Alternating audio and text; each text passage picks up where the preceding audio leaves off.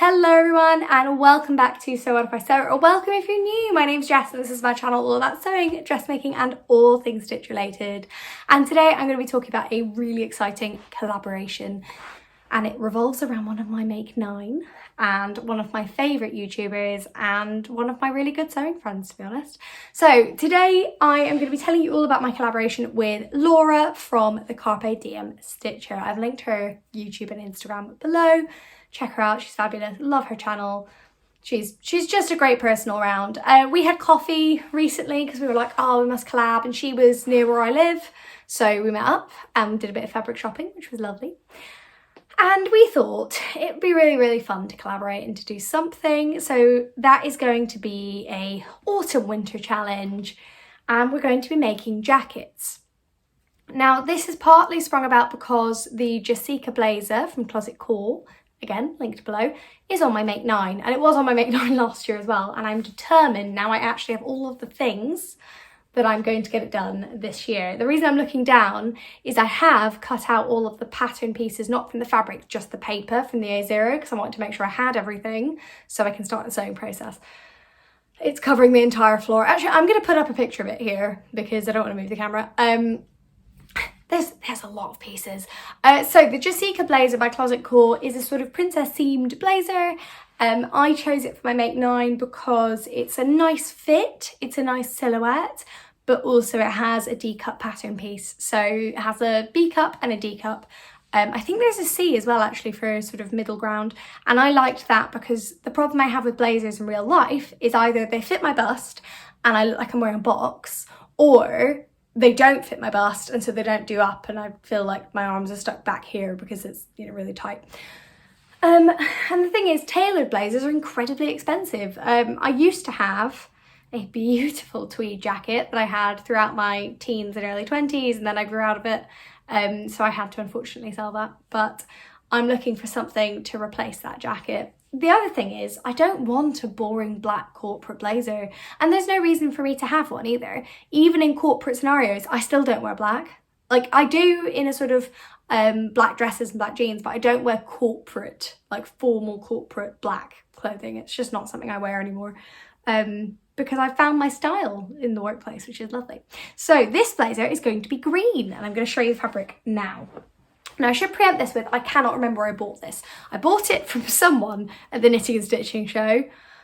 Oh, I cannot remember. I might go back and see if I've tagged it on my Instagram stories anywhere. But here it is. It's the most beautiful forest green wool. It's got a sort of chevron in it. It's really nice. It's really soft.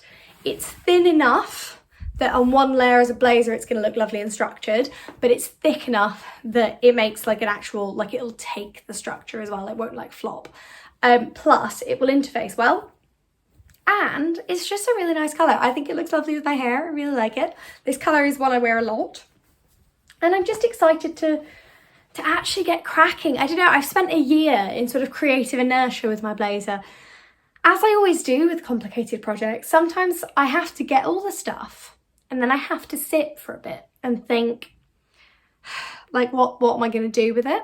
So I was actually going to make my Jasika in a completely different fabric. I was going to make it in a vegan coating from the Sewist Fabric Shop. It was going to be an ambassador project, like it was going to be a whole thing. And then a couple of things happened. Obviously, the Sewist Fabric Shop closed down. I completely overestimated the amount of sewing time I would have last Christmas. And also, I came up against a couple of roadblocks. So traditional tailoring requires a lot of pressing and a lot of steam, and I was going to be using a vegan coating. Now, it's not made of wool, it's quite a bit of it's polyester, which I didn't realise. So I'm going to use it for something where I maybe don't need to press it as much. Plus, that fabric's beautiful, but it's lilac, and frankly, I'm grubby as a person, and particularly at work. So this is a much better bet. It also looks very light in the camera. It is a little darker in person. So this is perfect for my sort of grubby ways. I regret nothing saying that. I'm an event manager. One minute I'll be in a client meeting, the next I'll be hauling tables around because something's late. You know, that's the nature of what I do. And my work clothes particularly need to reflect that. Let's put it that way. So we're each making a coat, well, sorry, not a coat, a jacket of some kind. I'm making the Jasika. I don't actually know what Laura's making, so I'm going to go over to her intro vlog after this and have a look and see what she's doing. So I'm using this wool fabric for my outer. For my lining, I have this lovely light green fabric. I've definitely showed this combination before. This is from Stitch and Ink. Again, bought it ages ago for this project. Haven't used it yet, but they look really cute together. I think it's really, really nice. I like that. Also, we're in the living room today because the lights in here are a lot better. And when I'm showing you fabric, it's, as you can see, so much better than it would be in the office / sewing room. Now, the other thing about this pattern is, how do I put this? It's not for the faint-hearted. And I say that because not only must you find the fabric you like and brave cutting out all of the pattern pieces, you must also, by the way, this huge thing, these are the instructions. It's going to be so fun. You also have to get, or gather, I should say, gather is probably the appropriate word. You have to gather a number of supplies. Now, I have to say, here it is. This side is the additional requirements. These are all the other things you need to make this blazer. I have all of them, but honestly, it's like a scavenger hunt. Seriously, buying all of this was so difficult.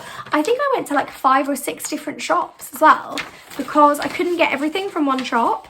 So I did, like, there was a couple of weeks last year when I had parcels arriving for me every day, like one thing from this little dressmaking online shop, 3 things from here, some stuff from there. It is all, I picked this up really carefully so it doesn't fall out. It's all in here. So that's all the additionals are in here. And we're going to crack on and make it. So I am making a size 4 in Closet Core, and I'm using the full bust adjustment piece for the D cup, which is for 3 inches larger than your high bust. So my high bust is 31 and my bust is 35. Yeah, 35, 36. I've lost a little bit of weight, so I think it's 35 now. So normal measurement, without the full bust adjustment, the standard size chart, I cut this off the pattern pieces so I could actually have it to hand. So the 4 would be a 33 bust, a 26 waist and a 35 hip. So the bust with the full bust adjustment will be like 36, 37, but that's fine because I want to be able to wear this with a jumper underneath, or like, I don't, you know, I need to be able to wear stuff underneath it, or like a dress or whatever it is. So I want a little bit of ease, a little bit of wiggle room. And I think that's going to be the best option for me.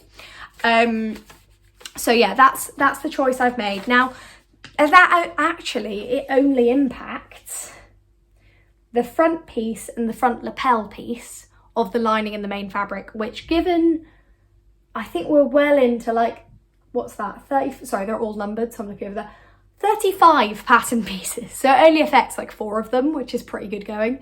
Maybe 5, I forget, honestly, it's all a blur cutting them out. I've been cutting out for hours. It was really fun, but a bit of a journey. Now, there's one other big decision I've made. I'm sticking with it. I'm not making a toile. I refuse. I'm not doing it. For ages I thought about doing it, and then I felt trepidatious, and then I was like, oh god, I don't know if I have it in me to make it twice. I also didn't buy the notions to be able to make it twice. And I thought about it, I was like, oh, I will, you know, I'll do that. Do you know what? I'm not doing it. And it's partly because, sorry if you can hear that noise, there's like a family coming home. Part of the reason I'm not making a toile is sometimes I find making toiles can slightly take the joy out of things for me, because I find I'm less careful when I make a toile because I know it's a toile. Whereas when I'm using the actual fabric, A, I'm more careful because it's the actual fabric, but B, I get more satisfaction out of it. Like if I was making a wedding dress or a ball gown, or, you know, I'd make a toile. But I think in this occasion, making a toile is stressing me out more than just cracking on and making it. So I'm just gonna make it. It'll be fine. I know there's gonna be some of you watching saying that I should do a toile.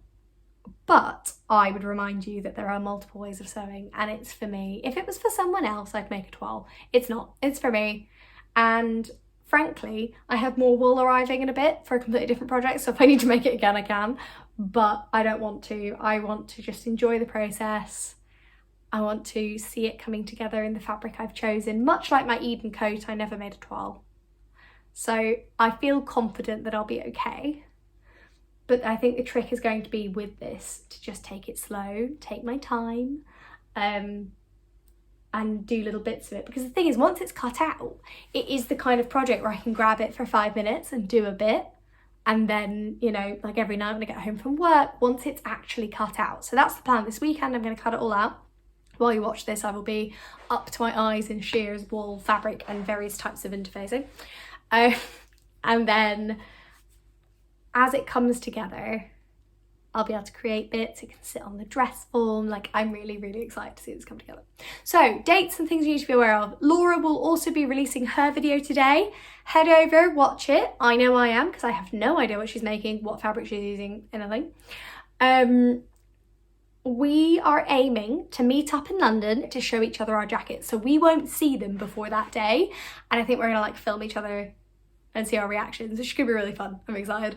But it's doable. I think it's doable because you guys know I serve a lot at a weekend, so I'm really excited. It's gonna be really fun. I would be lying if I said I wasn't incredibly nervous, but it'll be really cool. So, oh, sorry, it's just then seeing 35 pattern pieces laid out on the floor is really distracting, where you just go, oh my God, no, like I'm gonna have to cut all of those out of actual fabric. And some of them are like, cut 2 out of this, and then 2 out of interfacing, and 2 out of this type of interfacing, and cut this one out of horsehair. Don't. Just what is my life? But I can't wait. It's gonna be really, really fun. So look out for that reveal of what we're making. I'll do a little tease on Instagram every now and then, show you how I'm getting on. I'll talk about it in my December sewing plans vlog as well and show you where I'm at. It's a quick vlog this week to tell you all about what's happening because I need to now get on with sewing it. I hope you have a lovely weekend. I would love to know if you've sewn this pattern before. If you've got any tips and tricks, let me know in the comments, and head over and let's go and see what Laura's making and what she's making it with. Can't wait to reveal this one to you guys. And yeah, if you've got any questions, just let me know and I'll do my best to answer them in the reveal vlog. Until then, thank you so much for watching and I'll see you next time.